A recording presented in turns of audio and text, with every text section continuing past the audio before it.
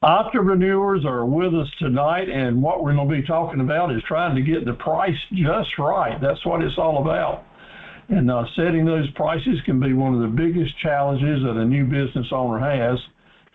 And it can be one of the biggest challenges that an old rat in the barn like me has every day, the way things are changing.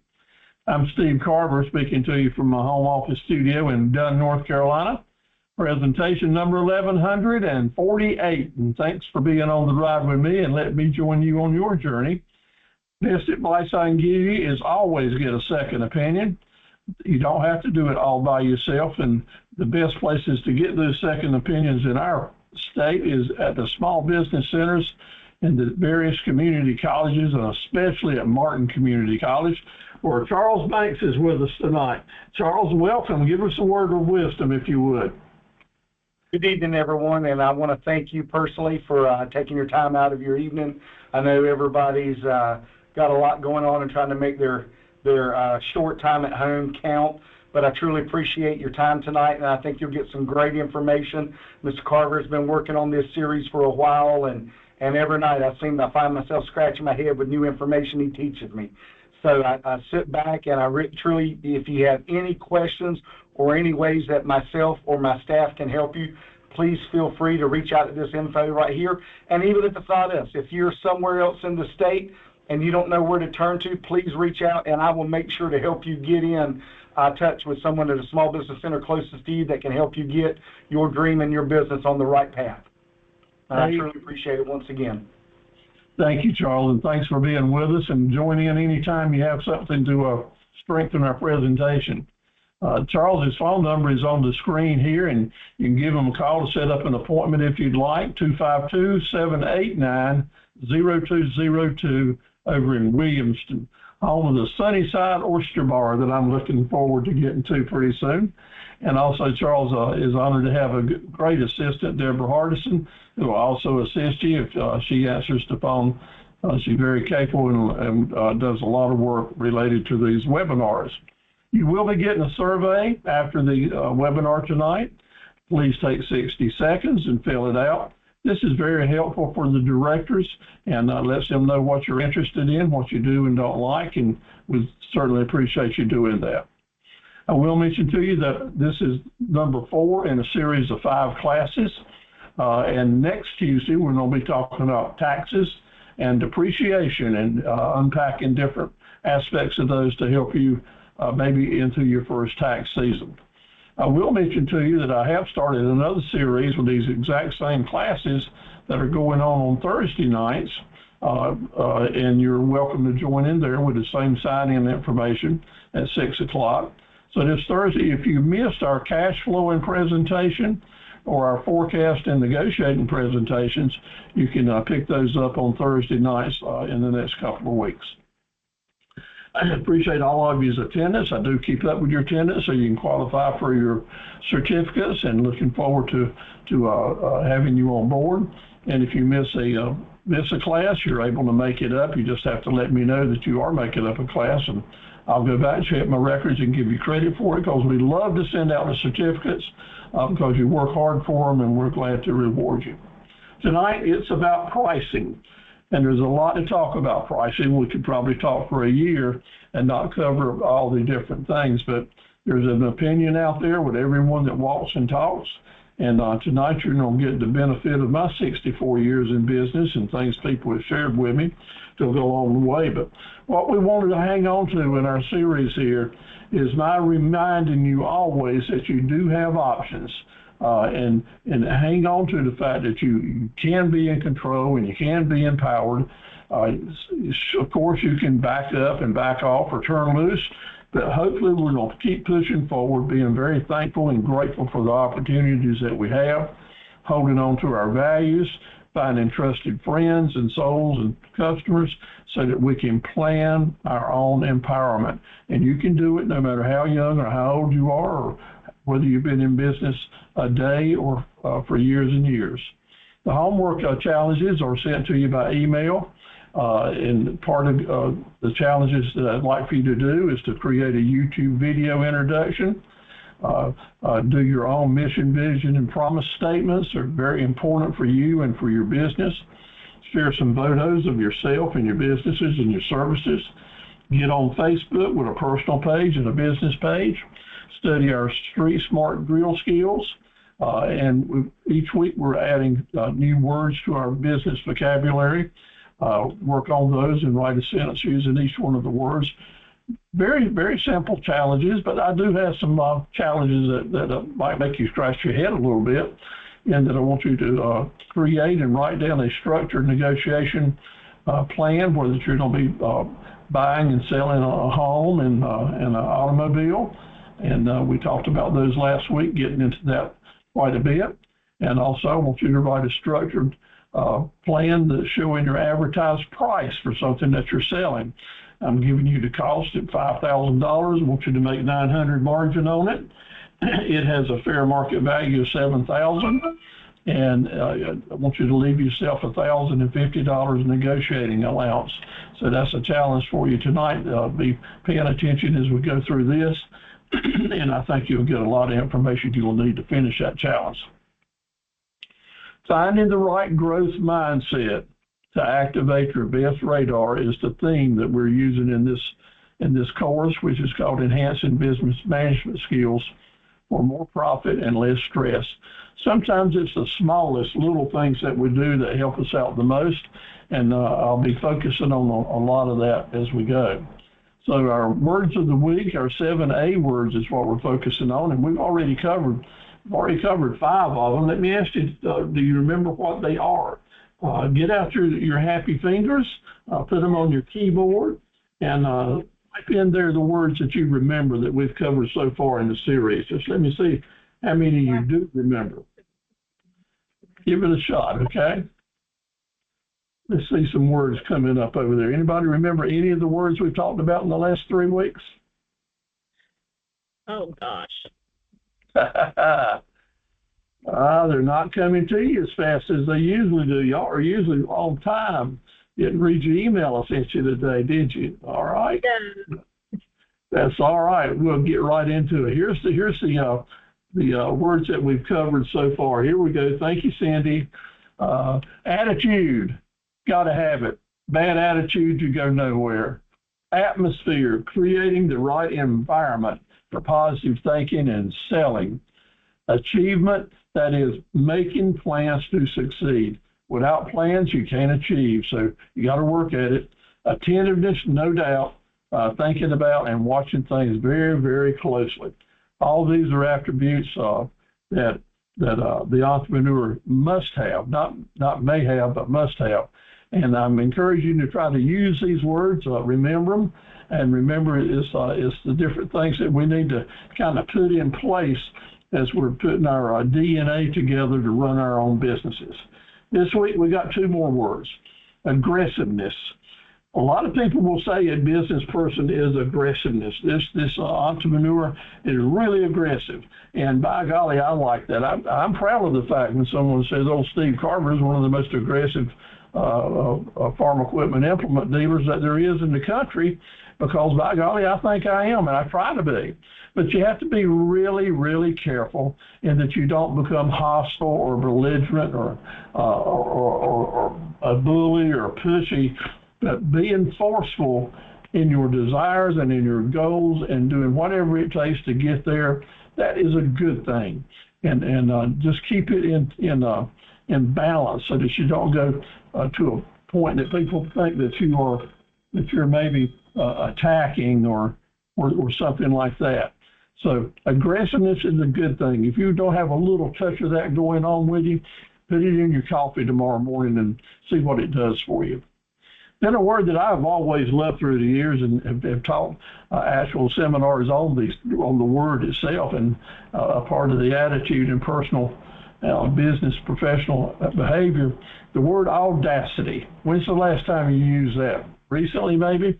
Most folks come across audacity as the definitions that have maybe a negative sense about them, and that maybe a disrespectful behavior or imprudence, maybe even being rude. And you can take audacity to that level, and by golly, I know that. But I want you to know that part of being up front, part of being audacious enough to be transparent is a very good thing for entrepreneurs, to have some boldness and daring about you. Be willing to be different, to bring drama, to capture the moment when you can. That's audacity. And if you carry the self-confidence to the right level, it can really help get you over some big barriers. But you have to be real careful here, because this is where arrogance comes in. And if you get over the line and start becoming arrogant, you'll be turning people off instantly, and they won't feel comfortable around you. They won't trust you. But audacity is something that we need a dose of. And it's kind of like salt and pepper. We use a lot of salt, a little bit of pepper. Well, audacity is kind of like the pepper. It's spicy. It can make a big difference, but if you use too much of it, it can ruin something. So, but we don't need to ignore it. I want you to be audacious when you need to be. It'll go a long way. And in our topics tonight, you will see indeed exactly what I'm talking about. So let's get those happy fingers out now for just a couple of questions as we review things we've been talking about the last few lessons. So you ready to go? Here's the first question for you, based on last week's presentation. I really appreciate y'all's pouring into that and making it work. Are you wasting your time when you're doing your best to forecast the future needs and risk and opportunities of your business? Is that wasting time? Because it's guesswork. Maybe you don't have a crystal ball, but do you need to spend time to forecast the needs of your business? The answer is right there. As y'all are typing in there, the answer is no, you're not wasting your time. It's one of the best pieces of time that you can use. Meditation time, actually taking time to forecast what's coming around the corner, will help you avoid unexpected mistakes and pitfalls. So get it in your head that you need to kind of set aside some of that time when you're thinking, when you're charging your battery. That's a good time to give some thought to what are the future needs, what are some things you need to plan for and get in that book. Now I want you to think back to what we've talked about. What are a couple of situations, what are a couple of things that we do in business all the time when forecasting can make a major difference? What are a couple of items, maybe some risk or some things that we do? Give me two things, if you don't mind typing them in, two things that forecasting can make a big difference. So I don't give you one as an example, like forecasting future cash flow needs. Forecasting future cash flow needs. So, Cindy says, forecasting your profit center trends. That's an excellent answer. We need to stay on top of what our different profit centers are doing. Anybody else got any things you can contribute? Excuse me. I said cash flow needs. Cindy says profit center trends. How about it, Sarita? Give me some answers here. David, you got some answers you can type in? What are things that we need to forecast in our business? How about our seasonal? What seasons are coming up and what can we do about it? Training needs. Holidays coming forward. That's exactly right. So this is an exercise right now, a good example. If you're thinking about what do I need to be doing to become a little bit, that's right, Anna, inventory needs. Thinking about it is sometimes it's a kind of a weird thing to do if you hadn't been into it, but we need to set aside time for planning, and forecasting is a big deal of that. So give this some thought. Maybe go back and review the handouts and the video that I sent you from last week and get those ideas. I would have liked for y'all to have been able to come up with two things that need to be forecasted just like that, because there's really about 8 different things that we need to work on. So thank you for doing that. So you can look forward to some questions related to this on the quiz, and I'll give you the answers to them so that hopefully it'll sink in. Extreme preparation can help you forecast the flow of a negotiation. So Can you, in advance, have a good idea on how the negotiation will go as far as people making offers and how to counter and such as that? Or do you have to wait till it's over and just see what happens? Can you forecast how a negotiation will probably go? Yes or no? And that is true. That's right. All of you are getting that right. And that is something that we learned last week with extreme preparation and going through the process of thinking about if I make this offer, they will probably come back in here, and the back and forth so that you can end up with where you need to be. The key is going into a negotiation prepared and having a really good idea on what you need to be doing to end up where you need to be at the end of the negotiation. Okay, my job is to be assertive, as we talked about tonight. I might even be a little audacious tonight, because my objective is to motivate without being aggressive, without stepping on toes. So that's what we're going to be working on. Your job is to find the endurance to live through this thing and to stay in the game, because staying in the game is indeed how you win the race in entrepreneurship, being able to stay in the game. Pricing. Oh, Lord, Steve, I got no idea how to put prices on this service that I offer. I'm starting to sell this and that, and the market is all over the board. How in the world can I go about pricing my products? Well, I want to tell you, it will never be just black and white. There is never just a one answer fits all or one size fits all. Because by golly, pricing is always a moving target.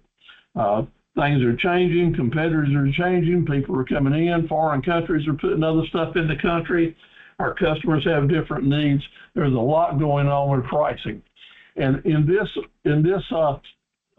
subject matter, I'll usually come back and start out with this very slide, because I do love a real good salad bar.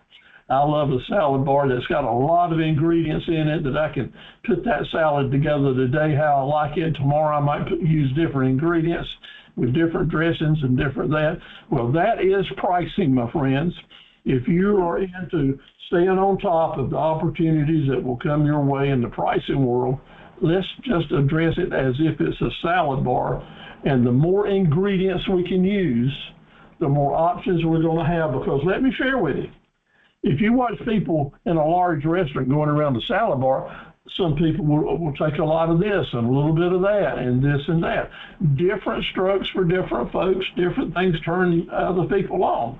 Well, it's exactly the lesson I want to sink in with us tonight as we're talking about pricing. Open up your sponge and let some of this sink in. And I'm taking a different track tonight in that I'm going to make sure that we look at the forest before we look at the individual trees. Usually, before I've been teaching, let's look at the trees and see how it comes together in the forest. But I'm going to use this approach to try to get us attuned to the overall objective before we get into the individual ways that we're going to try to get there. So this week I stumbled on an article on the internet, and I believe the writer must have been attending my webinars through the years, because he used all my points but summarized it quite well. So by golly, I'm just going to share the summary that he used in the email I sent to you earlier just before we started tonight. If I had your email address, I sent it to you. If not, I'll resend it to you tomorrow on the general summary that covers a lot of ground about how to set pricing.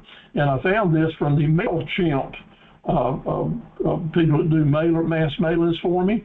They sent out some worksheets, and it just so happened that it was about how to set prices, and I got into that, and I wanted to share it with you all, because you watch my videos and you'll see exactly the same information, but in the summary they did, they kind of summarized it and outlined it really nice. So setting prices is all about the different things you have to do. Determine your cost. Factor in your variable costs, the things that go up and down. Consider your fixed costs, or that would be the same as your overhead. Let's take consideration for our competition. Let's decide how much profit margin that we think the market will let us make, and we set that. And then we look at our different sales data to see maybe when the seasons are or what adjustments you need to make since the last time you were selling this particular product. And let's think about how we're going to promote it, what kind of promotions that we're going to use, and also what are the different strategies or calculators that we might apply here. So there's a lot of ingredients in this salad bar, right? Well, this doesn't even touch it. We're going to dive deep into it. But let's say that we've got us a price tag here that we're after, and notice on the slide I've got the retail price is $14.99. But you can save $350 right now and get it for $9.99. Now, there's some messages in that. There's 3 lines, but there's a lot of conversation that has messages in it. And I want to talk about the little fine points to help us get a viewpoint of the big picture. So that price tag, on sale at $9.99, to me is a take it or leave it price tag. And I mentioned this a lot in our series and in our course, and that I really know that if all you're doing is saying take it or leave it to your customers, a lot of them are leaving you. A lot of them are going to keep shopping. They may come back, but take it or leave it is a way to be cheap, cheap, cheap, and just get your sale, make your pennies, and go on to your next customer. There's nothing in take it or leave it that creates relationships. So this message may be a great deal, and you may sell a lot of stuff because you have discounted it way down. You're after the market, but I want to show you the little things that will help keep you in business a long, long time, because usually this is where it would stop. I've established my advertised price, and I'll put it on the tag, and if they can come and buy it or they can leave it. I'm hoping they're going to buy it because I've marked it down cheap, cheap, cheap. Okay? So what's the rest of the story, as old Paul Harvey used to say? Well, the rest of the story is we can add a whole lot more into our sales presentations and create an opportunity to make a lot of money, but more importantly, to start creating relationships. So if you will, look at this slide with me, and I'll give you some ideas of what I'm talking about, the things extra, the extra brain power you want to put in here, the extra savviness that you want to use. I like to say some people really love percentages off. So we could say that this deal here that we're going to offer is a 20% off, and that's a good deal, the percentages. And then I said this week. See, when you have a timeline on your presentation, that is a hook. You want something in your ads and in your presentations that encourages people to do business now, not to procrastinate, but to motivate them to do business now. So the simple words this week that you mention in your presentations can go a long way.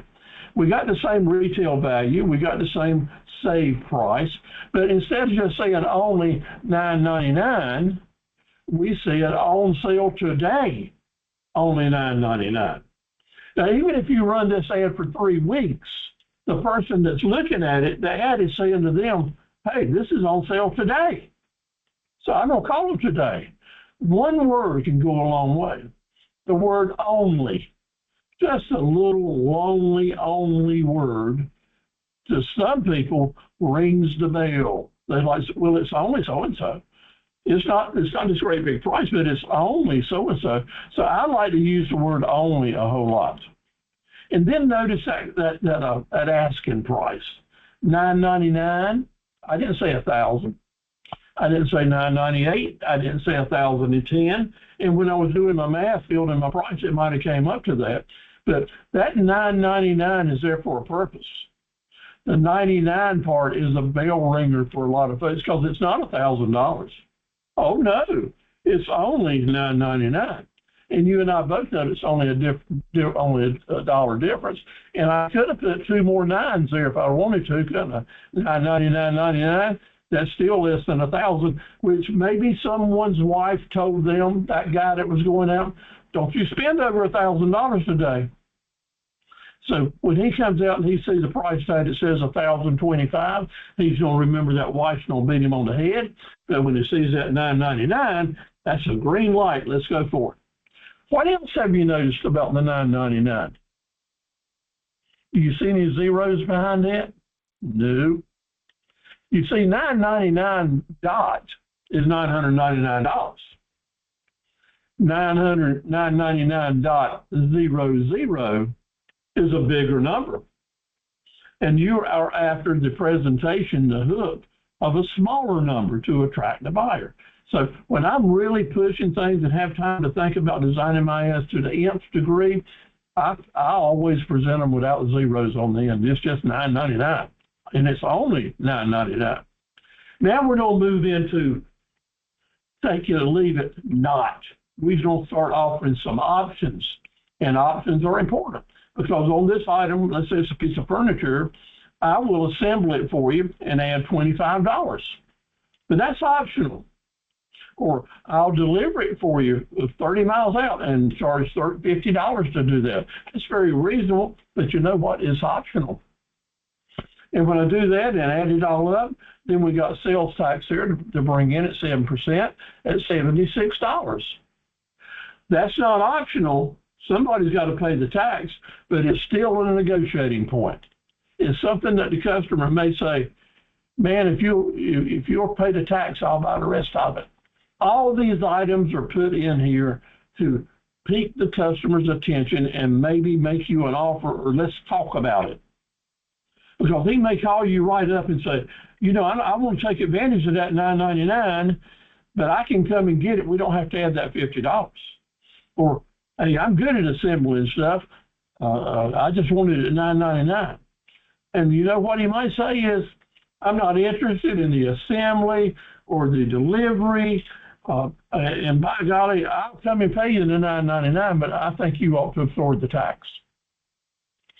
This is just creating the opportunity to negotiate, to bargain, to create a relationship.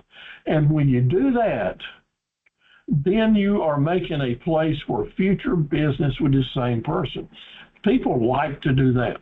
Some folks are going to come right at you and say, that's super value. When you add all that up at reasonable prices at $1,149, I'm still saving that $350. Let's do it today because it's only $1,149. You see how much conversation these little things, these extra little lines create? Well, when you can create those lines, and that is a 1,000 miles away from saying take it or leave it. You're saying take it, arrange it, let's talk about it so you can afford it and so you feel good about it and we can do the deal. You're going to make the same amount of money, whichever options they choose here. You've just given them the opportunity. Now, we could have added some other lines here and say it's only $1,149 if you're paying with cash or check, or it's $1,216 if you're paying with your card. Or if you want to send me a wire transfer for this, it'd be $30 more, $11.79. More options mean more opportunities for the customers to answer questions on their own and say, now this salesperson is really trying to give me the options to get my business. It is giving the picture of saying to your potential customers, not only am I offering you a good deal, but I'm offering you a good deal that I think you're going to take. I'm going to give you enough options that surely we can find common ground. That's what my presentation tonight is all about. Finding ways to get the customer to talk to you and go ahead and do some business. And then we can take it to the next level. You might offer some layaway plans, and you might say to them, well, maybe you can't spend that $1,100 now, but I got a layaway plan. If you want to get it before Christmas, I can help you get there as you get in your weekly paychecks. In other words, you pay $324 down now, and then 3 equal payments between now and December 21st at $333. And by golly, I'll hold it for you. I'll put it in the warehouse and hold it for you. But I got to tell you now, you're using my money and you're using my space. And if you make your payments late, I don't have to charge you a $25 late fee just to cover my extra cost. That seems fair to me. And it does to customers too. You are indeed moving into the place right now of letting your money make money for you. You'll always make more money with your money than you will anything else if you're smart and design your own plans similar to this. For example, if you did a layaway plan and you went through with this, you don't end up with $1,323 of total revenue, 15% more than you would have done if they just paid cash for it. Now, you got to remember your paperwork has to have teeth in it. You don't want to give any refunds, so it's strong. You need to be aggressive here and audacious, so to speak. And I'll offer you this layaway plan, but we don't have a contract, and you don't have to live by it, or you're not going to get your product or your money. Now, that sounds tough and rude and shrewd, but if you're involving yourself in loaning your money, and that's what you're doing here, you want to make sure that you've got a plan you feel good about and can work with it, because you're going to make a lot of money here. Next, if you are indeed going to use your money to make money, then we're going to definitely have a promissory note, as we've talked about in previous lessons. So let's say that we were going to offer this same piece of furniture for $1,149 for $299 down, because some customers, a lot of shoppers, don't care what the overall cost is, have no clue or care about the interest rate, but they want it for a payment less than $300. If I can get a payment less than $300 down, then I don't move. That's how much money I got in my pocket. My wife told me I could spend. Well, if you pay $299 down, I'll finance it for you for 48 months for only $49.99 a month. Less than $50 a month. That's the objective here. You're after that customer that can spare $50 more a month. Now, if you do that and everything goes forward, then you're going to bring in $2,698 worth of revenue. Your financing revenue is going to bring in $1,549. And let's say you had a 15% cost of your money back at $950, which would normally be your cost. Then you don't get $570 worth of cost towards your money, but still, by offering a finance plan, you're going to increase your margin or your profits by $979. So this, I've got this in here to tell you that when you get into a position to make money with your money, and you've got products to sell that maybe you can finance or rent or lease, that's going to be the best money you'll ever make. I know that is applied to me. For more than 20 years, I had over 200 rental pieces of equipment, forklifts and tractors and Skytrax and things like that. And we always made more profit on the rental and lease and financing contracts than we ever did on selling equipment or parts. That's the nature. You got to be real careful when you take more risk. But the key there is to make sure you got teeth in your paperwork and you monitor it and you check your people out before you extend credit to them. So that's the overall picture. There's a lot of opportunities out here for each and every one of you. And I want us to now, we're going to dive into it and look at the individual trees, the individual structures that hold up that plan. But we have to have things that people are buying, and we need a good mix in our profit centers of things people want and things people need. If you've got at least 5 profit centers, and you've got some things people want, some things people need, and you can say, and by the way, I've also got this and this, then your business is going to expand and grow in a hurry and go a long, long way. I'm of the philosophy that my presentation on my website and when I'm talking to customers and talking with you is that I think all prices are negotiable one way or the other. The person that's out here doing business wants to negotiate. I don't particularly want to be an order taker. I'll take that job and somebody can pay me to do it and I'll play right by their rules. But I had rather be someone that can negotiate for a better deal for me and for my negotiating partner, my customer, so that they get a better deal and I do too. And that is always about, it's not going to be the cheapest way you can go. It's the way that you find common ground for a win situation. And take it or leave it, beware of it, stay away from it. It sends customers to other places to find better deals, and I want you to find the deals here. Our goals now are to set our prices high enough to allow ample margins, ample profits, so that we can discount and so that we can negotiate with our shop. If that price you're putting out here advertised to the world leaves you no room for discounting and no room for negotiating, then you don't have to say take it or leave it. You don't have a choice.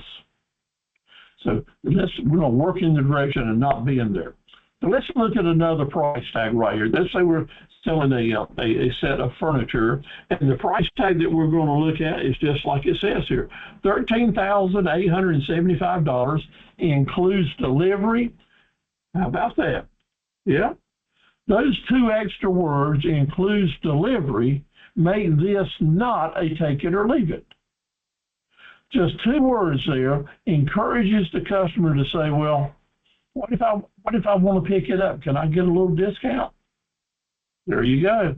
It's a subtle thing. It's a little thing, the way you talk and the way you present your stuff, because you may be saying these advertised prices instead of having a price tag like this. So we're practicing, we're getting into our mind about always leaving room for some negotiation. Now, we don't talk a lot about selling products. And I know that some of you, that's not what you do. And that's not what I do a lot of the time. In my work as a webinar presenter or business coach, then I'm selling time for money. I don't have a product built into this.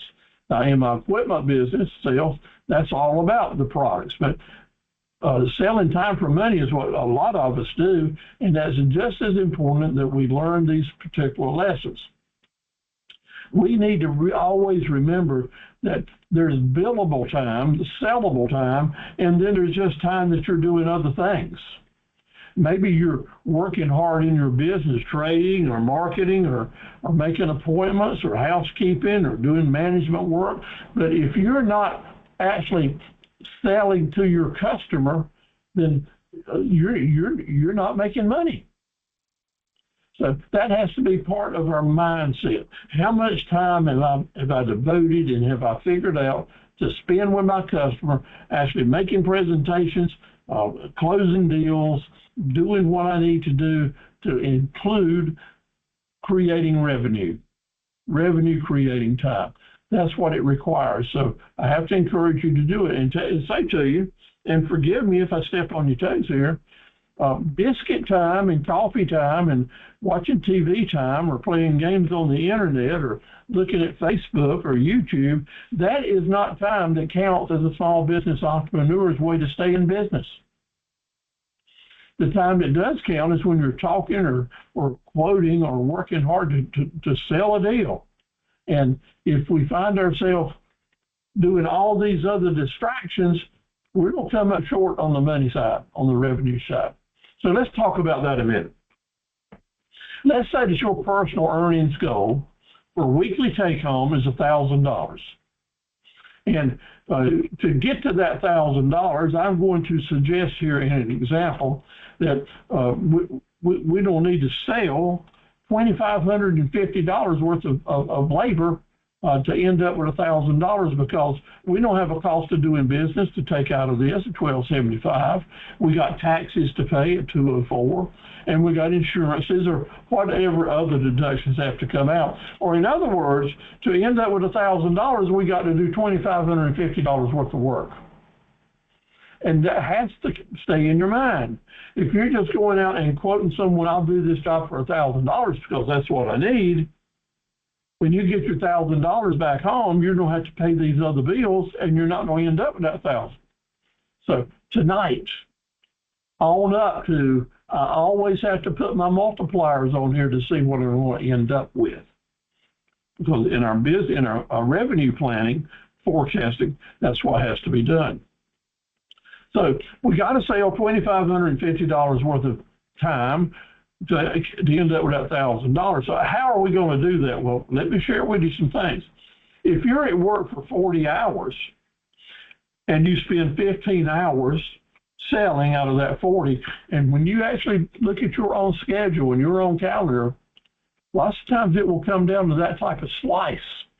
Well, then if that is your slice, then let me tell you, every hour that you're working with a customer, you need to be creating $170 to end up with your $2,550. And if you're only working 10 hours, $250 per hour. If you're only working 10 hours with 3 hours being devoted to selling, then you need to be creating $850 for every hour that you're selling, and figure out how to do it. That is the challenge. So have the mindset. How many hours a week will you need to be working, and how many hours of that time needs to be selling? How many hours need to be selling? I say to my wife, Norma, all the time, you know, I put in 60 to 70 hours a week, and I've done that all my life in all the different jobs that I've had through the years. I put in a lot of time. And when you, depending on what you have to do, sometimes you just cannot carve out much time to spend with your customers unless you put in that overload of other time. When you're able to do that, you're going to be a whole lot more productive. And one of the keys to getting around this problem is to delegate. Some of the time that you're spending doing just will do work or things that's got to be done, give it to an assistant, give it to a bookkeeper, give it to a virtual assistant, so that your time can really be focused more on selling and making money with your customers. Now, I deal with this every day. I've got lots of virtual assistants, but I still spend way too much of my time doing paperwork, and know that I could be working with my customers. But that's the balancing act that we all have to deal with. Here's what I want to say to you. If you're selling time for money, your most important tool in entrepreneurship is your calendar. It's your calendar. Because we have to plan and look at dates ahead on our calendar and have a willingness and a never-ending desire to keep booking dates in advance. To keep looking at our calendar. When we see the week that's vacant, that you don't have anything going on, this isn't, well, I just don't have anything going on that week. No, the message I don't send to you as your business coach is, hey, there's a week without cash flow. There's a week without groceries. There's a week you're not going to pay your bills. So get busy and start making appointments and fill up those days and weeks. And beyond that, fill up those days and weeks with money making. Know how much money you're going to be bringing in, and you plan for that, as we'll talk about. Your next profitable, your most profitable customer when you're selling time for money. And please remember this, your most profitable customer is the one that lives next to the one that you're serving now. Your most profitable customer is in the office building beside where you're working now. Because a lot of the time that we will waste or not get paid for is driving back and forth and here and there, going way out there. Charles and I were talking earlier that sometimes we'll drive a long way to see a customer and they're gone. Well, automatically we need to think, well, who else is nearby here I can call on? What's the contact that maybe I can go to and use that magic marketing moment which says, hey, what's going on? What you going to be buying that next week? Do you know someone in the area that is? Using your geographical GPS to figure out where your next best profitable customer is. And that way you don't waste a lot of that time moving around. Let's look at mastering the calendar. And I want to tell you that selling time for money will encourage you to plan your business plan, making the money that your goals say that you need to make in a 4-day week. Working 4 days a week to generate money-making time enough to do what you need to do. So we'll divide our week out. We'll name what we're going to do with our different days, and we'll balance those hours. I'll try to keep our travel time as low as possible and our money-making time to go as far as we can. Each appointment needs to have a dollar value put to it. So you're making appointments with customers and putting them into your calendar based on how much money is going to be generated for you in that appointment. Not like a taxi driver or an Uber driver. They got you for a certain period of time at a certain place, and while they have you, you need to generate a certain amount of money. That's your taxi fare. Well, every customer that's coming to do business with you, if you're selling time for money with appointments, there needs to be a rate in your mind that you're going to generate this much money in this period of time to make it work. Now, let's say you've decided that your 4 days a week are going to be Monday, Tuesday, Wednesday, and Thursday. And you might even set your calendar up, as this example says, because to make your $25.50 a week in 4 days, you only need to generate $640, $640 per day. And doing that, you might set up appointments on Monday that will be big ticket days. So you'll get $700 for one appointment. And then Tuesday, you'll put in lesser paying appointments that will generate you $650 at the end of the day. Wednesday, even smaller, got 4 $160 appointments. And on Thursday, 300 and 400. This is oversimplistic, I know, but the point is, just like at the dentist office. Yeah, been to a dentist lately? Set up an appointment? Well, I will guarantee you they probably called you 3 or 4 times to remind you that you needed to be here at a certain time for your appointment. And they probably even sent you a text and left you a voicemail message and called you on the phone and an email. Why is that? Because the dentist office and the lawyer's office and the professional people doing business selling time for money want a certain amount of people in those chairs at certain times and certain days because they know the value of the appointment. And each one of those chairs will generate X amount of money that will go towards reaching the goal, making sure that this operation is bringing in that $700 a day or $7,000 a day so that we can reach our $2,550 a week. That's how simplistic it is that you take your business plan and divide it down into what your appointments are worth so that you can price your time at a rate that helps you get to where you need to be. So my question to you, the challenge question is, everybody ready with your fingers? You're paying attention? Let's say your target weekly income after expenses, you want to end up with $1,200. $1,200.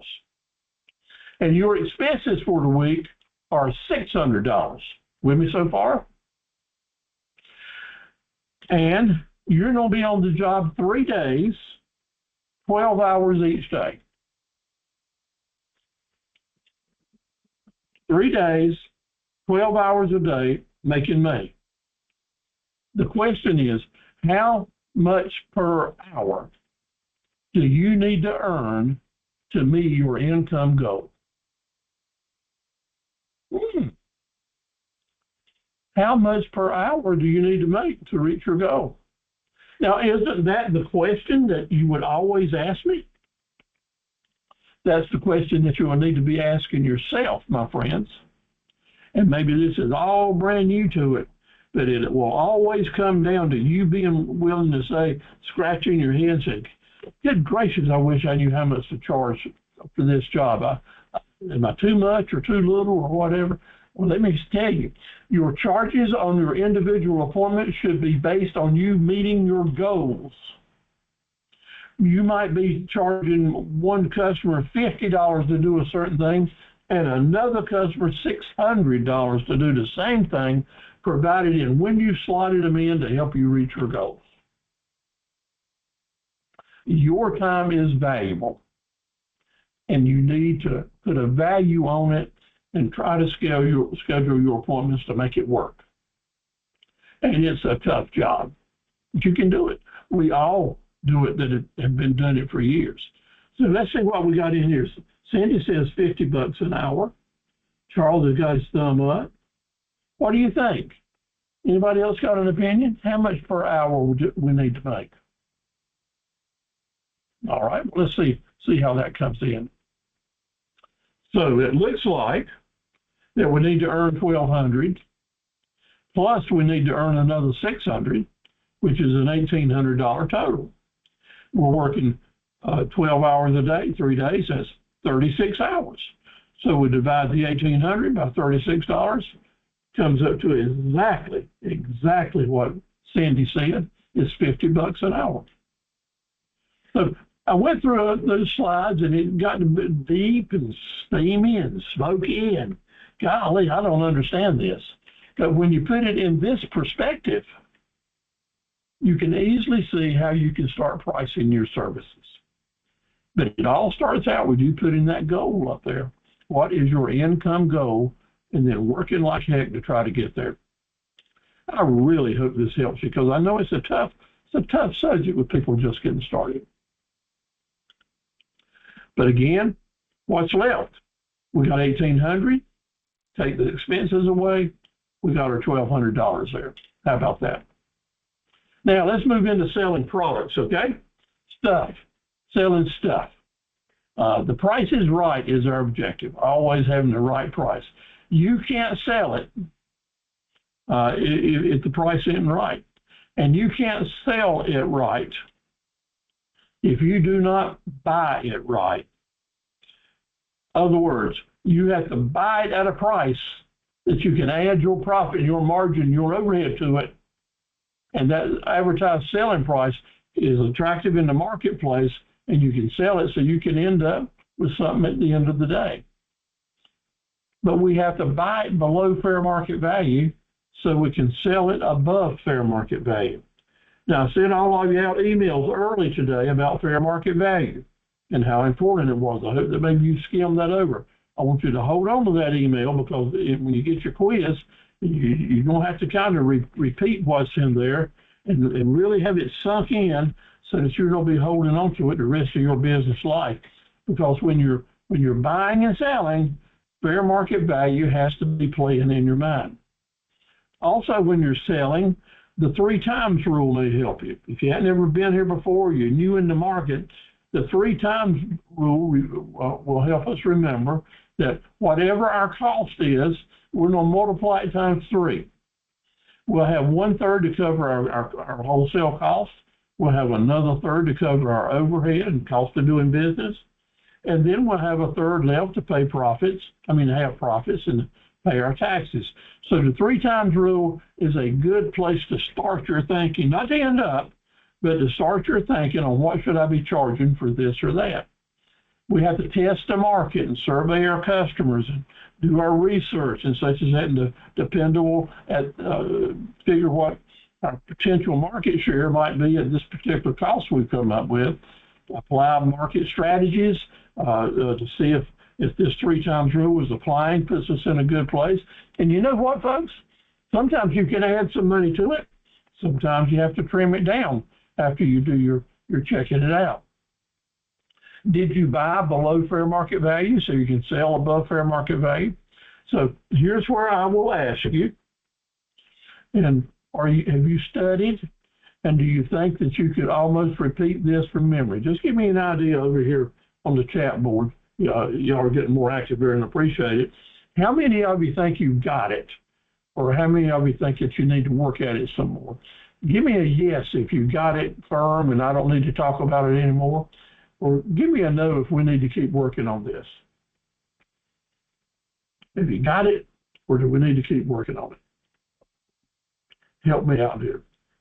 Yeah, several of you say, I got it. That's good. Need more assistance with it. Charlene, we don't do a lot more assistance with pricing. The fair market value is basically remembering we have to know what the fair market value is and buy below it and sell above it. Thank you all for participating. Here's an example of different values when we're negotiating and we're working and we're trying to plan our negotiation. There are a lot of marketing values out there that we hear about all the time, and you will too as you start buying and selling things. And selling time for money, there's fair market values for that too. But notice here that what we're working with, the fair market value is at the top of this list. That's the top of this list. And then below that are about 9 or 10 different values that are below fair market value. So if we're in the buying and selling business, we want to see that you got a lot of range here to buy below fair market value. And the further down you go, that means the more profit potential you have when you resell. So knowing these things are out here is important, because a lot of people haven't done the research to say, well, I'm in this business. Where can I buy something below fair market value? Well, my friend, I don't guarantee you there are places. There are places that in every type of retailing work, there are different places to buy things at different prices. And that's one of the secrets that will help you stay in business a long time, because the more you know, the better off you're going to be to take advantage of that. So just look over that list, and then I'll give you an example as if it's automobiles. But this is fair market value and all the different values below it. And now we're going to look at fair market value and the values above it. So see here, fair market value is right here. I've listed two things below fair market value you might be at. But after you get to fair market value, then you can start adding profits and negotiating room to come up with a competitive retail price, maybe MSRP, which is what manufacturers suggest a price is, a starting negotiating price, and then your actual, what you put out to the world, the advertised retail price. And that includes MSRP, your preparation, freight, financing, negotiating, signage, maybe leaving some room for someone to make a trade allowance. So this is important right here too, so that you understand that there are several levels that you can negotiate and make sales at above fair market value. And the higher you start, the more negotiating room you're going to have coming down to fair market value, where you're still going to make some money. But we have to build that in there. So in selling, again, this slide showing basically the same thing. Figure out, find that resource, how you can appraise, or you got a blue book, or you got someone you can talk to, or you understand the market strong enough that you can determine what that fair market value is. Now, MSRP is what you see on television a lot. And MSRP means manufacturer's standard retail pricing. In order, sometimes if you're a dealer for certain manufacturers or automobiles, they will tell you, you must advertise your product at this price. We want the same price to be everywhere in America so that dealers aren't undercutting each other. But even in that world, dealers always figure out how to be more competitive. I've always done it, and everyone else has too, and you'll learn that as well. The different ways that you apply freight, assembly, prep charges, delivery, extra bells and whistles you may add. You can adjust the price to the end of the world and still stay within the fair market value rules. So just remember that. But try always not to be too low with your pricing. So here's an example. Take a minute to soak this in, and I've used this slide now for probably 15 years. This is an example of an automobile on sale in Williamston, North Carolina, at the auction sale or the retail dealers or used car lots around the way. You might find the exact same automobile on a lot at all these different prices. Down at the bottom, if someone's having a salvage sale, someone's gotten bankruptcy or gone out of business, forced liquidation, that car might be priced as low as $4,000, $6,000. But over on the other side of town at a retail lot, a dealership lot, that same vehicle may be priced at $13,875. Yeah, it might be all waxed up and pretty and got pretty bells and whistles on it, being cleaned up. Somebody spent a little money on it or a lot of money on it, but they got it up to the point they could advertise it at $18,700. Now, if those people bought it for $4,000 down at the bottom below fair market value, and they have got it to a condition that they feel good about offering it for $13,875, let me tell you something. If somebody rode down the road and they just love that model car for whatever reason, like some Mustangs that I love or some 442 Oldsmobiles, don't make any difference how old it was or how many miles it had on. If it looked good and I had money in my pocket, of course I'd try to negotiate with them, but I'd pay them the big price. I might get it down to $13,000, get a little bit of extra, and feel like I got a great deal, and did, because it satisfied me. It was a win-win for me. But the person that sold it to me maybe had bought it for $4,000, and they really got a great deal. And I'm happy for them too. They had the expertise to make it happen. And my friends, this is the message that you must get. Know your market well enough to know where those really good wholesale deals are, and then know how to take what you buy wholesale and turn it into the best retail deal possible. And that's entrepreneurship, making money. That's what we do. And the people that have been doing it the longest do it the best. That's why I say in entrepreneurship is staying in the game to learn these lessons. So keep that in mind. Again, as an example of what fair market value can do for it and an understanding why I spend so much time on it. Let's look at this one right now. Let's go back to this furniture pricing we talked about earlier. $13,875 over here on the right-hand side includes delivery. But on the back side of that, I've got 15% off. And 15% will bring you down to $11,799 plus tax. So my customer I know is going to see that tag, and they don't turn it over and look at it. And when they did, I have planted the seed that, by golly, if I go in and buy this, I can get it for 15% off. And I gave them that seed in there. In other words, I'm creating negotiating room, making sure they know they've got some options. It just didn't say $13,875, take it or leave it. No. And then I put plus tax on that, which encourages the customer to say, well, Steve, I don't have but $11,500. Maybe I can come up with $200 more for $11,900, but I can't pay that tax. Can you handle that for me? And when you get that conversation going on, you're going to make a sale. And you had planned in advance how that simple nonverbal negotiation would go simply by the way you labeled your tag.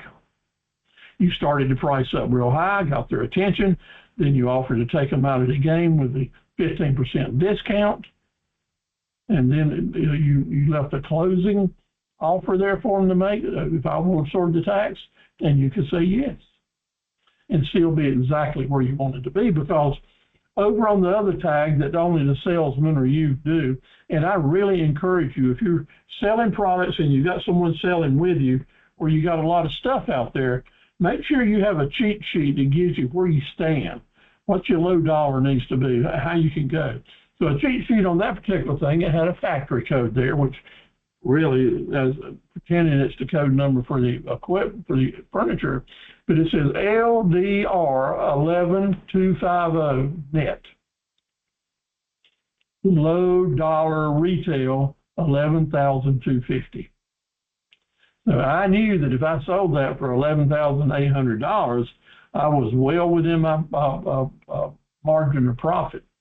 And then I've got another low dollar cash. That means that I can't add anything to it, no delivery, no anything else, is 11, which means you come up with 11,000 and you got the cash, you can walk out with that product. But listen, David, Cindy, in this world, there's customers that will walk in and see the $13,875, includes delivery, and says, you know, this is pretty and I appreciate y'all delivering it, I'll take it. They don't care to negotiate. They think the price was fair, and indeed you have to be fair. But they will take it and they will let you make, they could have offered you $11,000 for it and you would have taken it too. So this is teaching us to price high enough because there's people that will pay the high price and are glad to do it. And there's people that will want to negotiate. And that's great too.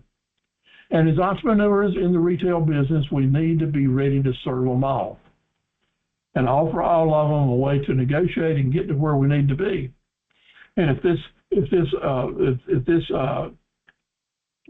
particular type of furniture we got is just above their price line, then that's why we need to have more profit centers that can meet someone with a tighter budget's price line. And we're still going to make our money. Okay? Showroom examples. Building up to that price. So how are the different ways that we'll build up to this price? First is net cost, including our raw cost of doing business, and we go up from there. To there, we go to our bare bones bottom price. That'll be one negotiating point. We'll still discount some more, but we also want a little bit better margin. And then we'll have our competitive, a little bit of discount, but still an excellent margin where everybody can make some money and the customer's going to get a good deal. And then above that is our advertised sale price. So when you're putting a price on something, Charlene, you'll want to have a number beside each one of these categories if it's practical. So you'll know what your negotiating room is and know how the negotiation will flow. The advertised price is 4 steps higher than your net cost, okay? For example, on what we've been talking about now, that furniture that we've been talking about selling for $13,875 cost me $8,000. That was my invoice cost. Money out the door. The freight to bring it in was $450. It cost me $180 to set it up. My cost of doing business, I got a simple add-on to each set of furniture of $400 to cover my overhead. I plugged in $520, which is 6.5%, to cover my advertising costs for this particular sale. And then I left myself a 15% safety margin in there. So my bare bones, when I add all that up, is $1,450. And when I add all that in, I can sell it for $11,000 and make $1,450, 15%. Now, when you go into furniture stores, lamps, accessories, jewelry stores, things like that, these numbers are smaller margins than what's actually going on in the marketplace. I'm using very conservative numbers here, okay?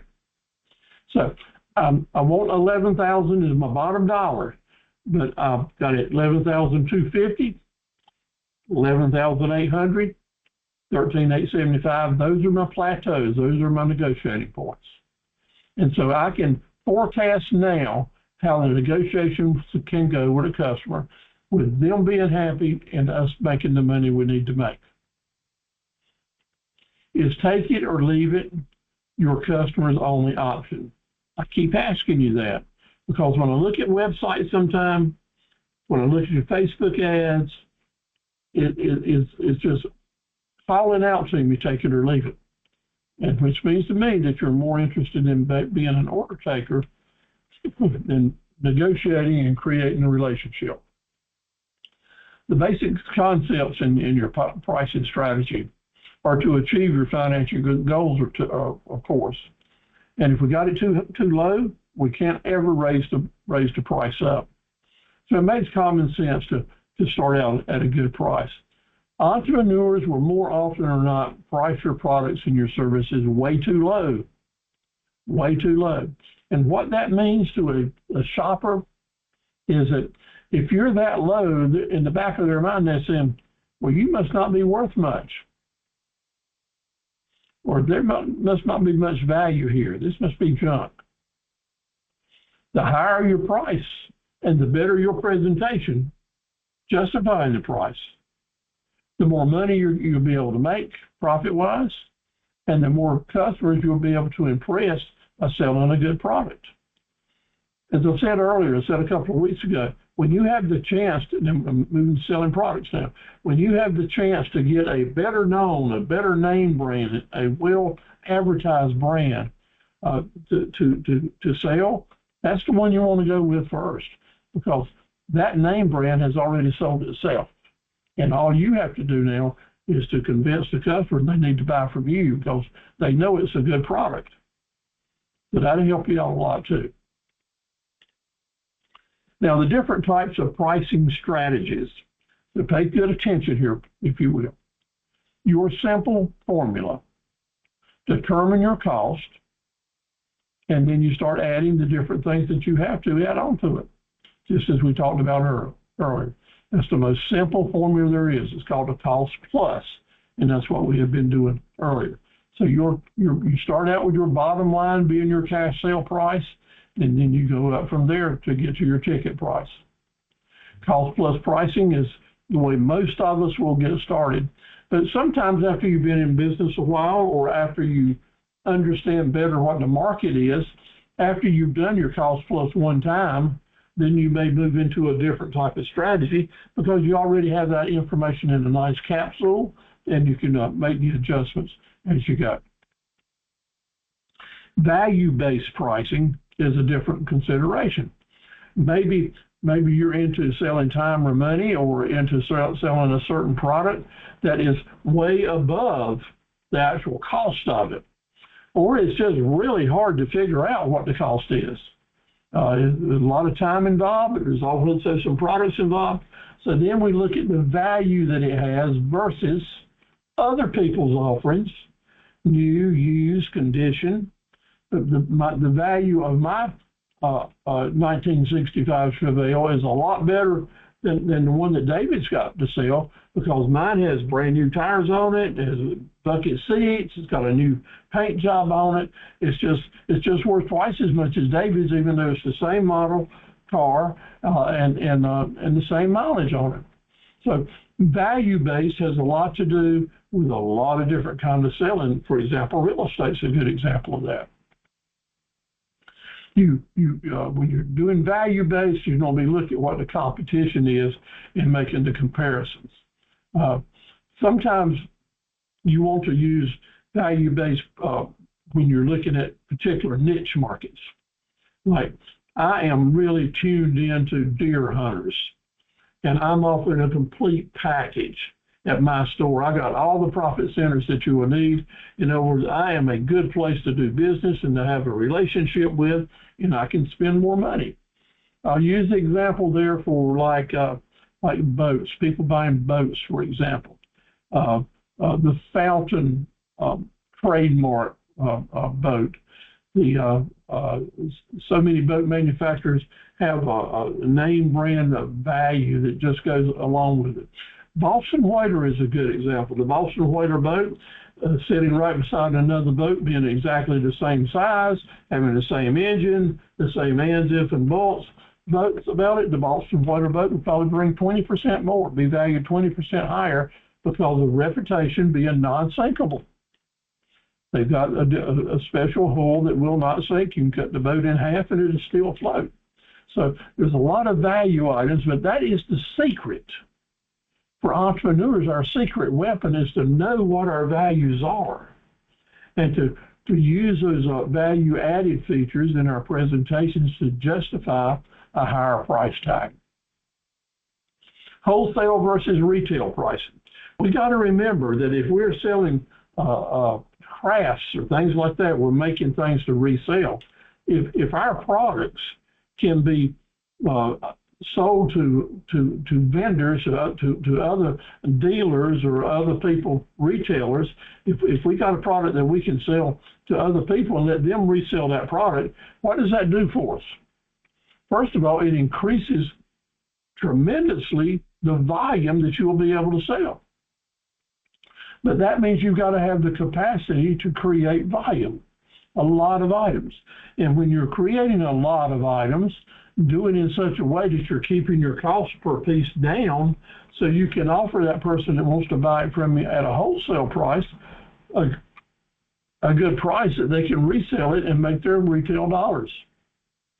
You also have to be careful that if you're going to be wholesaling, that the prices you put out in the marketplace for the retail shoppers to see, not the wholesalers, but for the retail shoppers to see, must be really high enough that folks that are wanting to wholesale your products won't look at you and say, well, you're trying to sell the whole world. There's no reason for me to buy these products from you wholesale, because you've got it marked down so low, below what you even sell it to me for, that I don't want to mess with you.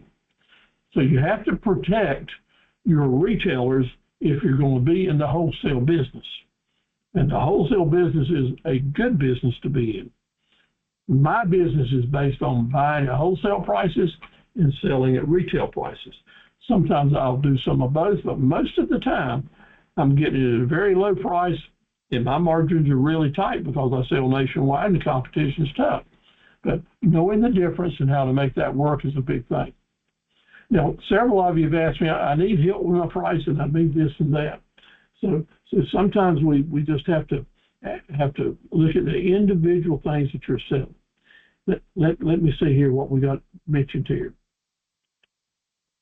Charlene needs more assistance in pricing. Okay, we'll work on that. Does Cindy said, does the 3 times rule, just based on, you say 3 times to it and then add a price. What is the sweet spot for profit margin, percentage-wise? There's not a black and white answer. Charlene, if there was, it'd be real simple. And you know what? If it was that simple, a lot more people would make it in business. But there are no rules. The sweet spot is the fair market value. And the percentage that you add on in it is the percentage that you can add, remain competitive in the marketplace, and still end up with the profit margin you need. It can't be simplified any more than that. Everybody's sweet spot is different, okay? So that's the best I can do for us. Now, when you figure out your cost and you're adding in the different variables, it'll come to you in a hurry. And sometimes when you can't get your price to a point that you can make any money compared to what other people are doing, the message is that they know more than you know. And we got to get educated. We've got to find out where that better wholesaler opportunity is, or what are the disadvantages for their low price, and then you start selling value added because you've got a product that is worth more because it is made better, lasts longer, more dependable. I deal with that with all the time. Most of my equipment comes from either Italy or India. And the difference in India and Italy in my business is 50% of the people had rather pay a lot more than buy something from India. But those same 50% of people will pay a whole lot more than buy something from China. And if I don't have what they need, and the only thing they can find is something made in China, then my India product was very attractive to them. So you have to understand things that like that may play in your particular market. I hope that gives you a little bit of light on the subject.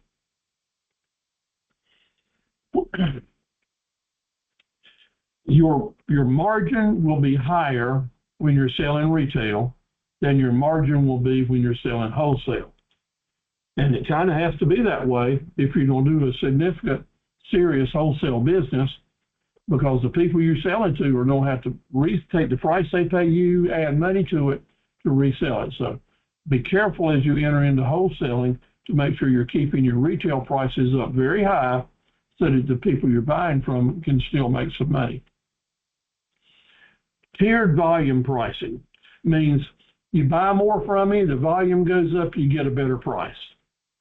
You buy 100 units, you can buy it at $10 per unit. But if you're buying $500 per unit, you might get it for $8 a unit. This is a volume merchandising, which comes into play with lots of different things. And maybe or maybe not is not what you're into.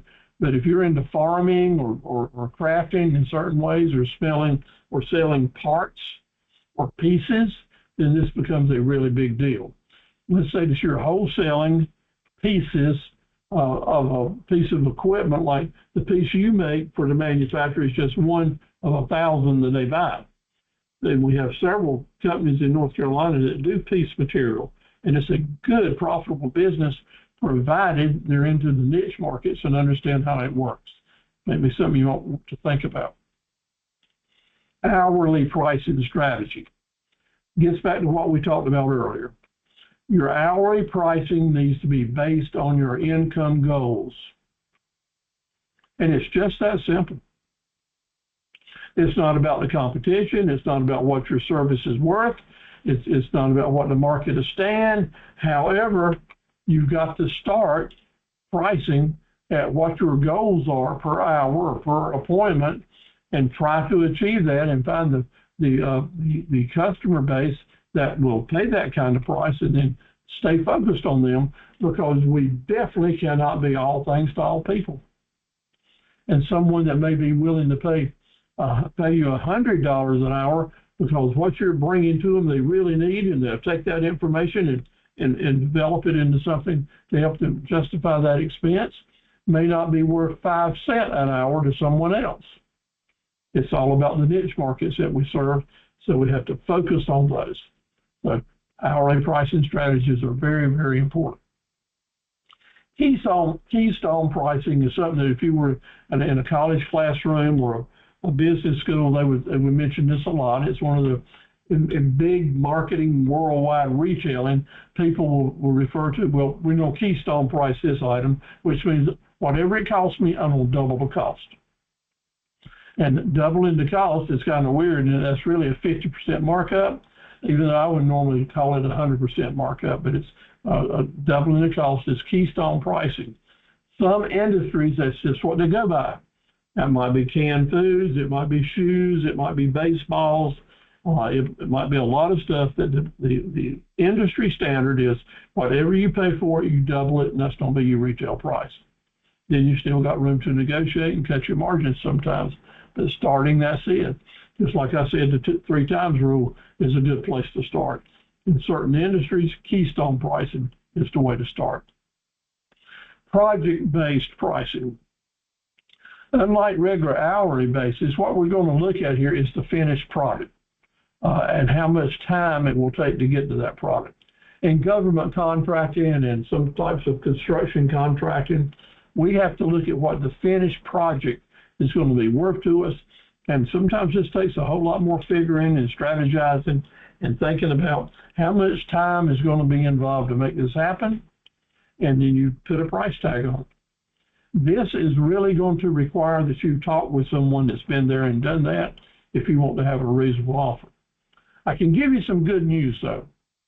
When you're working for the government, state and federal government particularly, and most of the time city government as well, if you're doing a project, a contracting contract, janitorial work, spraying, painting, security work, changing light bulbs, because the government is supposed to be transparent and the truth in government laws, public information is supposed to be public information.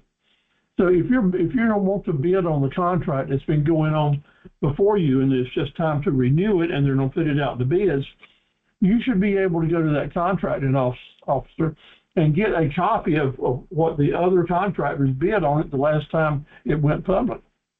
And you can see what the range was. Maybe one company might bid $1 million. The next one down might have been $850,000, all the way down to $200,000. And indeed, they may have awarded it to the $200,000 folks if they seemed qualified, but then they flopped. It didn't work out, so they had to go up to the next contractor at $300,000. So sometimes you really want to talk to someone that has bid these contracts before or has a general good knowledge on how they work. Your small business center directors may individually not understand that particular type of bidding, but I'll bet if it's in their area, they know somebody that does to give you some inside information.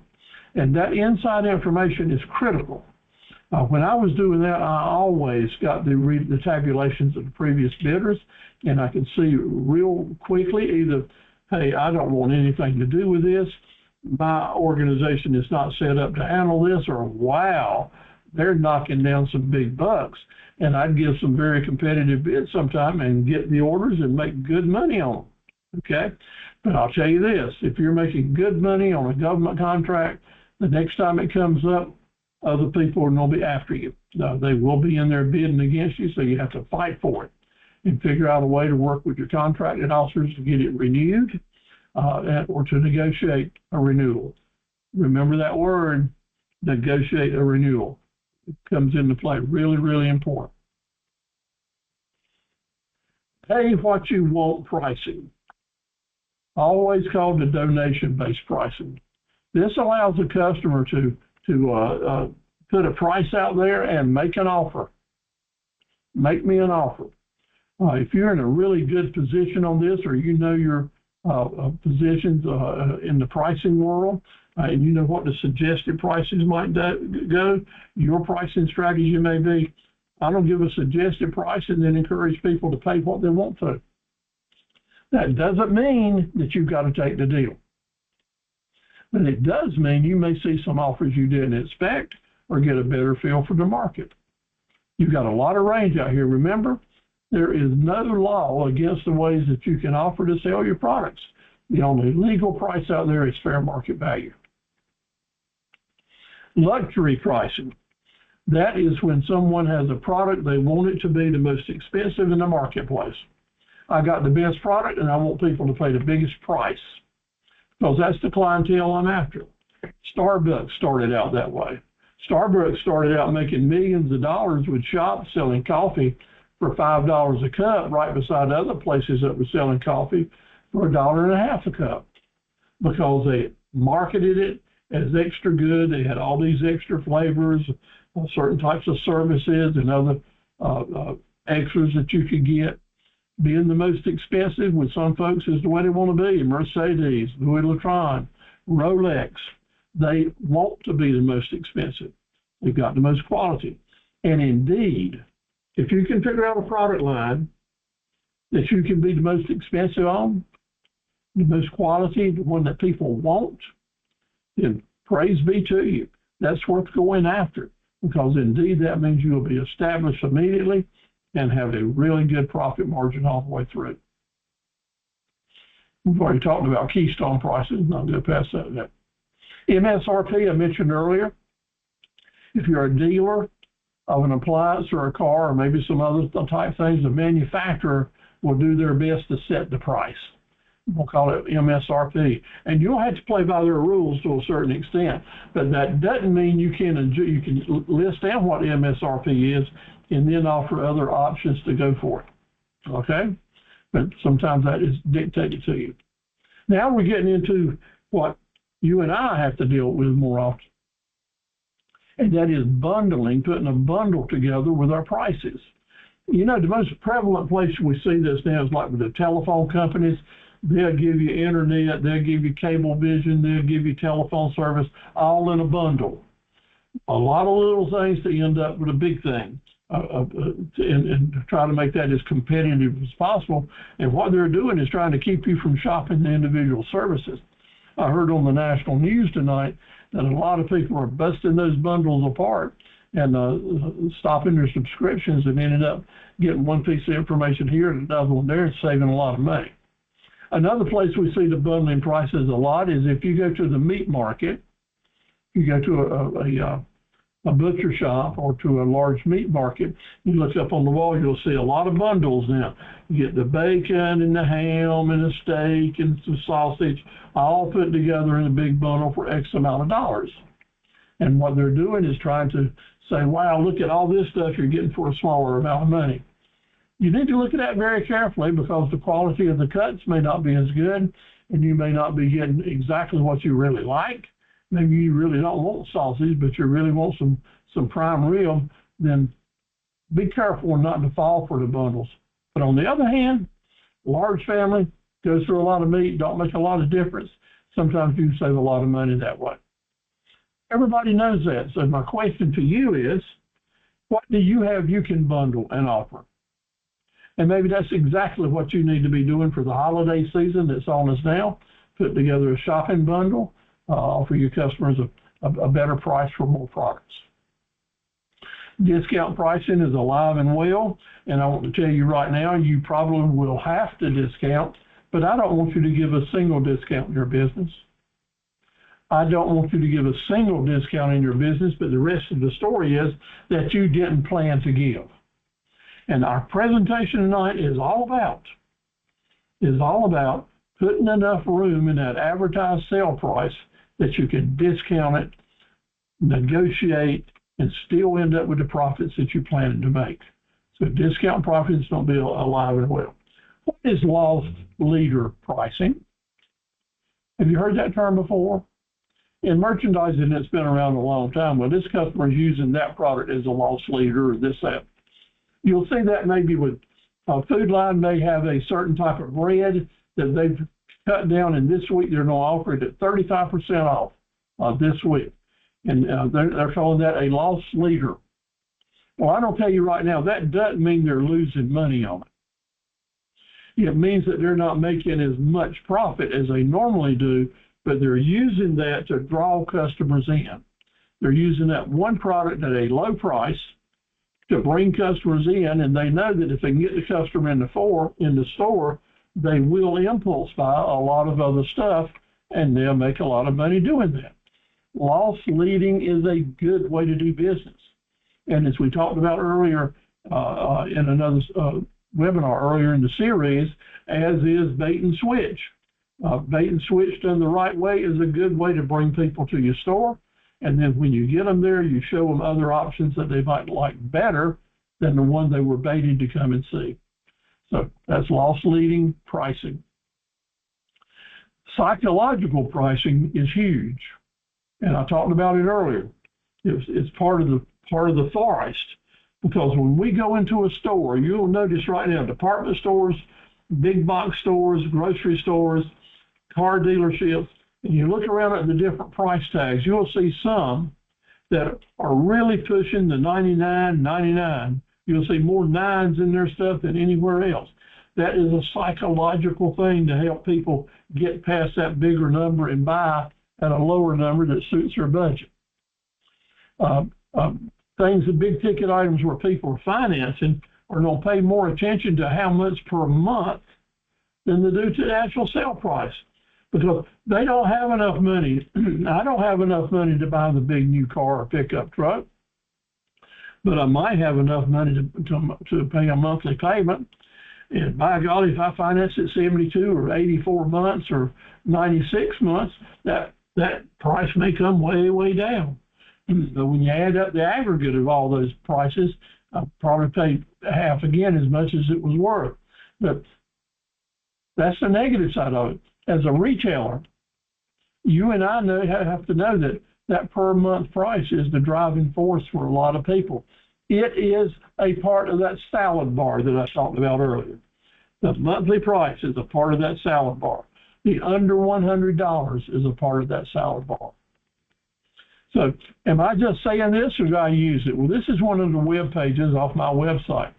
And you'll look at this and you'll see 99 all over the place. You'll see 49 all over the place.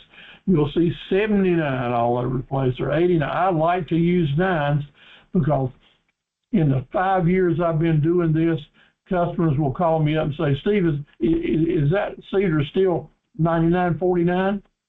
They don't say 99.50. Is it still 99.49? That sticks in people's minds. So use it. Use it. If you're getting ready to price something at $102, don't. Price it at $99.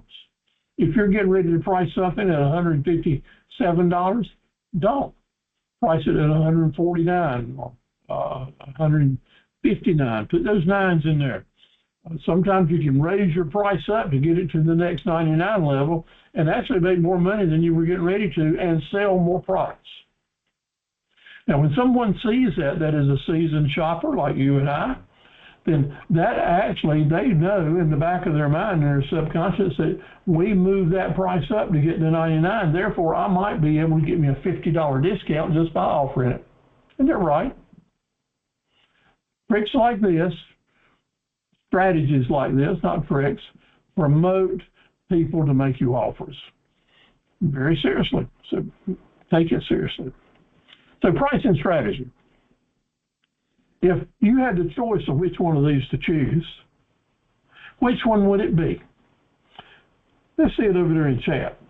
Which one of these prices would you most likely use now if any of them would give you the margin you needed and you didn't have one reason to choose one or another? Which one would be your best chance to make a sale? What you gonna type in there?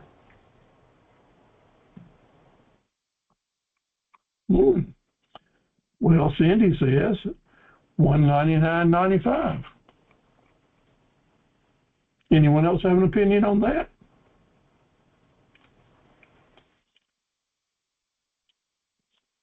I don't know what that stands for, David, but it looks good to me.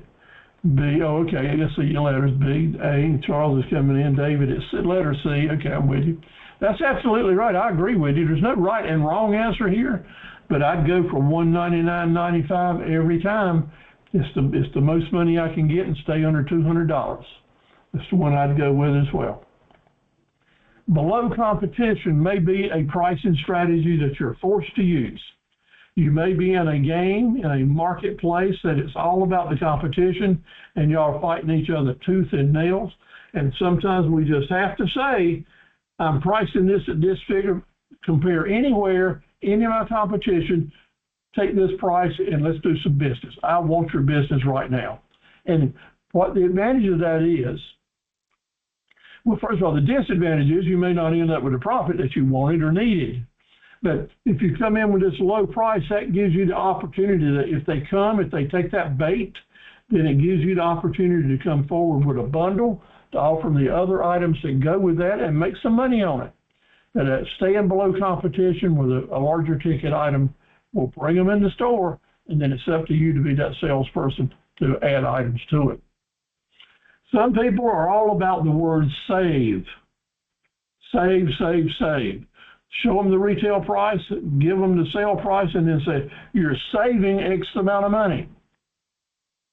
You go to Belk's or Target or some big department stores, or even some of your grocery stores. Every time you go past the counter and you check out, the clerk there says, hey, look how much you saved today. They're not doing that just because they like you and love you and they're friendly people, even though they are. They're doing that because it is company policy that you remind each customer how much they saved. Because the hidden message in there is, you're doing a good job buying with us, but the most important message is, hey, you still got some money that you saved that maybe you want to spend. That's it. So save them that money, and when they do take you up on it, remind them that you have saved them some money. Skimming profit maximums. That is to say that like the telephone, the cell phone people. That is, we don't skim. We don't skim the market for all it's worth. If I can sell this telephone for $2,700 for 7 weeks, and those people that pay anything to get that new phone, that's what I'm gonna do. But after that hot after it cools down, then I'll reduce the price to where it needs to be. It's done all the time by those people who have those products that other folks are standing in line for. And we see that at Christmas a lot, right? Charge that high price as long as the demand is high. The closeouts and clearance sales, the inventory reduction sales, clear it out by a certain date, very effective marketing. I've used that for 65 years. I have an annual inventory reduction sale. I've got the same amount of inventory I've always had, but I call it an inventory reduction sale because I want people to buy it before the first of the year. And a lot of people are going to do that for tax reasons, or they put it off all year long and they don't want to start another year without this particular thing. So inventory reduction sales are good, or clearances, and have clearance prices on things. That turns people on. That is part of the salad bar that just turns a lot of people on. I don't wait till the inventory reduction sale. But remembering again, take it or leave it is the big, big deal. Selling, reinforcing what I've said before, is planning ahead. Pricing is planning ahead. If you planned ahead with good forecasting and you bought right and you had an idea of what things were going to sell for before you bought them, then you're going to be way ahead of the game. Think about what you can be selling every day. Keep that cash flow coming in. And all the different seasons are very important. What can you be selling this season? What will work next season? What's happening around July the 4th? What's happening in the fall that we're now? These different items. What impulse items can you put in your product line to generate people from buying? And right now, as we said in our other courses, know that the holiday season here, this is the most important time for you to do seasonal planning. There are actually stores that do nothing but wholesale seasonal stuff for you to retail. I'll be glad to see any more information on that if that's something you want to go with. Now it's fall and it's the harvest time and it's festival pricing. And my heart's a little sad right here because I'm going to show you the best retailers that I've ever seen in the whole world. people who do a fantastic job marketing. This is the merchants in Waynesville and in Maggie Valley, North Carolina. They are super. There are places you can go and take all kinds of entrepreneurial lessons with different things. And I took a series of photos I'll share with you. This is some of the people in Maggie Valley, the way they market their products, do a fantastic job with pricing it. They make good profits on everything they sell, and they got it out there where people can see it and sell it. Now, these folks are buying the same products and marketing them to your customers who are in the mountains that you could be selling online or at your place down here in the hills. Isn't that right, David? These folks do a great job. They market their pumpkins, they market their apples, and bring in fruits and vegetables from other places. Fantastic entrepreneurs. And my heart goes out to them because I understand a lot of these stands were just washed away, and they're trying to build back. So this is what it looked like last fall when I was there taking these pictures. Just great merchandisers. I took these pictures to show to y'all so that we could be doing that on the internet, on our internet sites, and making some good money doing it. Okay. We're here doing our thing, but I want you to know you got competition. And we can talk about pricing all we want to and pretend the competition doesn't exist, but we're not going to do that. They do exist. And we have to figure out the fact that if they're taking business away from you, I'm losing, they're winning, and we have to be just men and women enough to accept that. But the most dangerous threat that we have, the most dangerous competition we have is within ourselves. It's not the other people out there with their businesses, because there's enough business here for all of us. The competition we have is within ourselves, and it's the distractions that we let get in our way that keep us from setting the priorities and getting our prices and our marketing out there to get the job done. Every one of you will probably agree with me on that, and I know it's true because I deal with it every day. When we can, fight those distractions and find the time to put that time in. This is paying time. This type of marketing and getting your prices right and getting in front of your customer, even though you're not face-to-face with them, that is selling time, and that is valuable time because it is the time that creates, if you do it right, income for you. So selling with your marketing and your advertising is just as important as looking them in the eye and talking to them, provided you've got the good looking hook. You're showing them what it needs to be. But we have to compete. We have to compete with our sales and with our time. But if we're going to have a profit, then we don't have to deal with our state of rivalry. You're going to need a competitive advantage. And without a competitive advantage, it ain't going to work. How do you get it? Make your presentations a work of art. Easy to read, easy to understand, with a hook, a call to action. Be professional. Have that aggressiveness, that tenacity to be different, just to hang in there and do it. Our competitive advantage, most simple answer in the world, is having happy customers.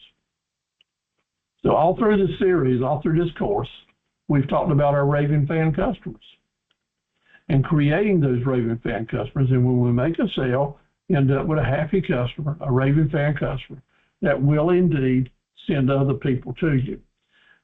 To whatever our pricing is, we have to remember it has to be priced to meet the needs of the low-hanging fruit, the customers that are everything for us, and we got to be everything for them. We keep them in mind. So we have to be aware. We have to talk to them, have a radar working to hear what kind of pricing they want. And it may mean the difference in the different things you buy to sell. It certainly would be if you really want to sell those top-end items and have them, but your main customer base just is not going to afford them or pay for them, then my friend, we're not going to give up those good items, those expensive items, because with the right marketing, we will bring the customers here, but we have to bring in some more profit centers that they can afford and can stay with us. So constantly changing. That's why it's not a black and white answer. One of the ways we can have more people pay the pricing that we need is branding, using our DBAs, putting names on our things that other people don't have. Talk about our value-added features. Somebody cannot buy Charlene's delicious fig preserves from anybody but Charlene. And people can't buy Cindy's fantastic blankets except from Cindy. So we need to start learning to promote ourselves. No one else is going to advertise for you. No one else is going to tell the world that you're great. You have to do it yourself. But use your names and your tags and your labels and your branding and private labels to help people remember you, good value, reasonable price, so they'll keep coming back to you. Branding will go a long way to help you get in the price you need to do. You know, Kenny Rogers taught us 50 years ago, I guess, there's a time to hold them and a time to fold them. And indeed, if we got ourselves in a situation where what I've got is just not selling, I'm wasting my time and not making any money on it. Maybe there's a future for it. Maybe I'm not sure, but I got inventory. Be ready to make the decisions to fold them, to liquidate, get your money, put that money in something that you can make money with. Be in a position to do that. It's okay. That's what business people have to do. You made a bad decision. I make them every day, and you will too. It's just we need to keep on rocking and rolling and to do what we have to do to make it work. Know the competition. We need to know their strengths and their weaknesses. Watch what they do. See how the mistakes that they're making. We'll outwork them, outbrand them, outthink them, do a better job of guerrilla marketing. We'll outlast them, and when you outlast them, you don't stay in business. But a little footnote here. Know them well enough to become friends with your competitors, because they've got stuff that you don't have. You've got stuff that they don't have. And a good working relationship where you refer customers to each other is a really good playing field. I've enjoyed that for a lot of years with some of my toughest competitors. It's worked out good for both of us. Now, I'd invite them to a barbecue, but I'm still not going to do anything I can do but take all the business away from them if I can. But if they've got something to sell that I can help them stay in business because we've got a good relationship, I'll send them a customer and they reciprocate. Leave room for that to work. Listen, it's a small world. It's a small business world. And the more friends we have or the more people we can lean on or talk to, the better off we are. We're not an island out here by ourselves. Sell with selectivity. Whatever your pricing is, make sure you're pricing to meet the long-term needs of your company, not necessarily to just get one more deal because every customer might become a raving fan. That's not true. And I don't want to preach that and for you to take it the wrong way. There are some customers you cannot satisfy at any price. And you'll get the gut feeling early on as you begin negotiating with them or listen to what they're saying. And it's perfectly okay for you as a private owner business, member of the Academy of Entrepreneurs and Associates, for you to say to someone, you know, we can probably stay friends if we don't do business. Or maybe so-and-so over there can satisfy you. You know, hold them and fold them is a rule we have to play with sometimes. And if we're operating on razor-thin margins, as a lot of entrepreneurs do, then it's important that you don't take the risk to lose with a customer, because you can lose more on one deal than you can make in 100 deals. So keep your guard up. There are people out here ready to take advantage of you, whatever the price is that you're charging. Last week, as smart as I am, yeah, I had a customer ready to steal $20,000 from me. They came in with a good email, wanted to buy some equipment, asked me very professionally for a quote, where they wanted it shipped, how they were going to pay for it. Everything looked like 1,000 other deals I'd done in the past. They got ready to negotiate the price. I agreed on it. They paid me with an American Express card that sailed right through without any hassle, and I was ready to ship that equipment. But then, when I was doing the paperwork, it just didn't smell right. It was almost too easy. And I got to double checking everything, and I found out that the zip code that he gave me for the American Express card was different than the zip code he gave me for the address, for his home address. And that raised a red flag.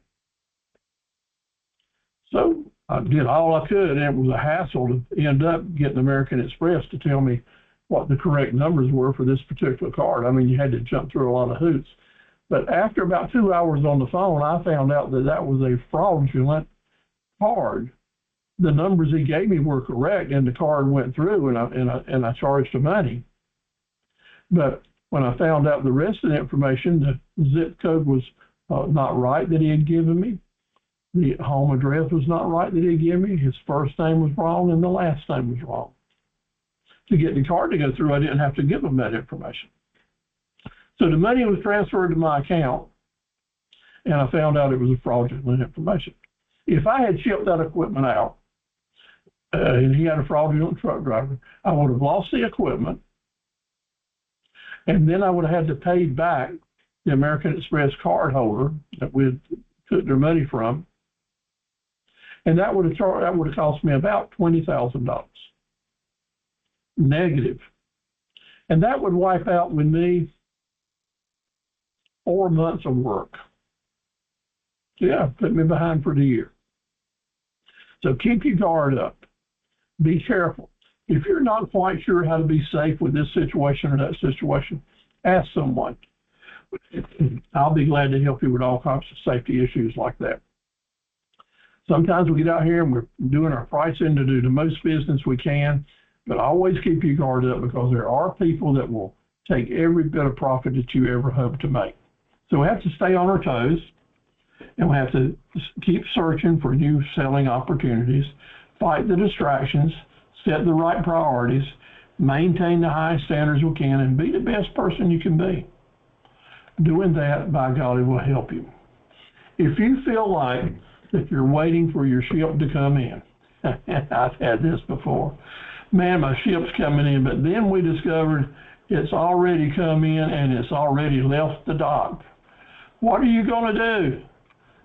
Well, I know the weather's a little cool now, but sometimes we just have to jump in, get wet, and swim out to that boat. We're not going to give up. We're going to keep trying, but we're going to keep our head above the water and make it work as best that we can. So I think they're your best wishes to you. Thanks for hanging with me tonight. I want God to bless you and your business, and I appreciate it if you'd turn your mics on and ask any questions that you might have, or any comments that you have. Now remember, next week we'll be talking about taxes and depreciation and wrapping everything up, and I'll be sending you a quiz to fill out. Okay, thanks a lot. Any questions or comments? I thought we weren't meeting next week. I thought our next one was December 3rd. Well, whenever the date is, that's right. Yes, ma'am. Okay. Yeah, all right, I just want to make sure. Yeah, I think we're skipping some time for the Thanksgiving. Okay. Thanks for reminding me. And good luck to you. I'm watching you, and I hope that things are going well. Anyone else? Thanks. I just want to say good night to everybody. Good night, Steve. And thank you, Sarita. We appreciate you so much. Yes, Thank you. sir. Always great class, Steve. Say that again, Charles. You got walked on. I said, as always, a great class again tonight. Thanks a lot for all that you do for us at the Small Business Center. Yes, sir. Thank you so much, too. And I hope you have a great Thanksgiving. All right, David, good luck to you guys up in the mountains. We're praying for you, and our hearts are with you. And to your neighbors, know that we feel like you're a part of our family, and we'll do anything we can to help you. Thanks, Dave. You're certainly welcome. All right. Good night, everybody. See you next time. Good night. Good night.